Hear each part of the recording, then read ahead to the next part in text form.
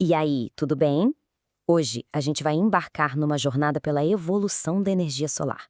Vamos começar com umas ideias bem simples, mas super engenhosas, e vamos até a ciência de ponta que está moldando o nosso futuro energético. Vamos nessa? Pois é, essa é a grande questão, né? Como é que a gente consegue gerar mais energia limpa e, ao mesmo tempo, fazer com que ela seja acessível para todo mundo? A busca por essa resposta é o que nos leva desde invenções incríveis do século XIX até os materiais revolucionários de hoje. Bom, então vamos mergulhar nisso. O nosso roteiro aqui vai começar com uma ideia brilhante que veio dos faróis, acredita? Depois vamos passar pela era que tornou a energia solar realmente acessível e chegar numa rivalidade de materiais que, olha só, pode acabar numa aliança bem surpreendente. A primeira grande estratégia, curiosamente, não foi criar painéis melhores. A ideia era outra. E se a gente concentrasse a luz do sol sobre eles? E a chave para isso veio de uma tecnologia que não tinha nada a ver com energia. Ela foi feita para guiar navios em alto mar. A solução veio da lente de Fresnel, inventada lá no século XIX. Em vez de usar aquele bloco de vidro grosso, pesado e caríssimo para focar a luz, o design de Fresnel usa anéis fininhos e angulados. Com isso, era possível focar a luz com a mesma eficiência, mas com uma fração do peso e do custo. De repente, a ideia de concentrar a luz do sol se tornou muito mais viável. E aqui tá a genialidade da coisa. Ao esculpir esses anéis, a lente de Fresnel basicamente imita a curvatura de uma lente tradicional, sabe? Ela concentra a luz de forma super eficaz, mas usando muito menos material. Uma ideia simples e brilhante. Bom, vamos em frente para ver no que isso deu, porque como em toda engenharia, né, uma solução genial geralmente traz junto novos problemas que precisam ser resolvidos. Focar a luz do sol é como usar uma lupa gigante, e isso cria dois problemões. O primeiro é o calor. Fica tão intenso que pode danificar ou até derreter os componentes do painel. O segundo é que o sol se move no céu o dia todo. Para manter o foco no lugar certo, todo o sistema precisa de motores para seguir o sol com precisão, tipo um girassol mecânico. Então, somando tudo isso, lentes, sistemas de resfriamento, motores de rastreamento, o custo e a complexidade acabaram sendo o motivo pelo qual essa abordagem não se tornou a principal. Ela foi superada por uma estratégia bem mais simples que estava prestes a decolar. Em vez de concentrar a luz, a indústria mudou o foco. A ideia passou a ser: vamos simplesmente usar mais área de superfície com painéis de silício e, o mais importante, vamos torná-los o mais barato possível. E agora, olha só essa história econômica.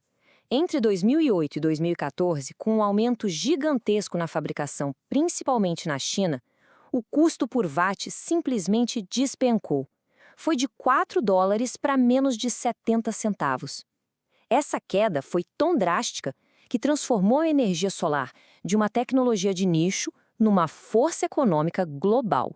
Essa queda de preço colocou um objetivo muito importante ao alcance, a famosa paridade de rede. Esse é o ponto de virada. É o momento em que gerar eletricidade com o sol se torna tão ou mais barato do que comprar da rede elétrica tradicional, que é baseada em combustíveis fósseis. É o verdadeiro santo graal da energia renovável. Mas essa estratégia de usar mais área tem um limite, claro. A eficiência do silício melhora, mas não é infinita.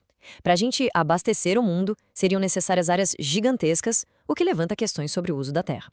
E se, em vez de mais painéis, a gente pudesse ter painéis muito melhores? É isso que nos leva para a próxima fronteira da ciência dos materiais. Foi justamente essa limitação do silício que abriu as portas para um novo concorrente: as perovskitas. A estrutura cristalina delas é quase perfeita para absorver a luz e transformar em eletricidade. É uma promessa de quebrar as barreiras de eficiência que o silício enfrenta. Olha só essa linha do tempo. Ela conta uma história incrível. Em poucos anos, os ganhos de eficiência da perovskita em laboratório superaram décadas de desenvolvimento do silício. É uma das ascensões mais rápidas que a gente já viu na história da ciência. Impressionante. Colocando os dois lado a lado, a gente vê bem as trocas. As perovskitas são super finas e podem ser produzidas com soluções químicas baratas em temperatura ambiente. Já o silício, por outro lado, tem um histórico de décadas de estabilidade e durabilidade no mundo real. É uma tecnologia testada e aprovada. Mas claro, antes que essa nova tecnologia possa dominar o mercado, ela precisa superar o seu próprio calcanhar de Aquiles. Basicamente, são 3 grandes desafios. Primeiro, a durabilidade, porque elas não gostam de umidade e oxigênio. Segundo, a questão ambiental do chumbo. E terceiro, o salto de engenharia para sair do laboratório e conseguir fabricar em massa, o que também depende de infraestrutura e de novas regulações para acontecer. Então, com tudo isso na mesa, como fica a situação? É uma batalha entre a tecnologia que já conhecemos e a nova promessa? A questão parece clara, né? Quem vai dominar o futuro da energia solar? O silício, que é o gigante já estabelecido, ou a perovskita, essa promessa revolucionária? Mas aí vem a reviravolta na história. E se o futuro não for uma competição, mas sim uma colaboração? E se a solução mais poderosa vier justamente da união dessas forças? A ideia é genial e se chama célula em tandem. Funciona assim. A camada de perovskita, que é super fina, é ajustada para capturar a luz de alta energia, como os tons de azul e verde. O resto da luz, como os vermelhos, passa por ela e é absorvida pela camada de silício, que é ótima nisso. Juntas, elas conseguem extrair muito mais energia de cada raio de sol do que qualquer uma delas conseguiria sozinha. E essa reflexão de um dos maiores pesquisadores da área, o professor Nitin Pachuri, nos lembra que, no fim das contas, toda essa alta tecnologia tem a ver com algo bem fundamental, um respeito pelo poder do Sol. Essa combinação de tecnologias, do que já é comprovado com o que há de mais novo, abre um futuro cheio de possibilidades. A questão que fica não é se a energia solar vai ser mais eficiente, mas como rápido a gente consegue transformar essa promessa científica em uma realidade global. Muito obrigado pela companhia nessa exploração.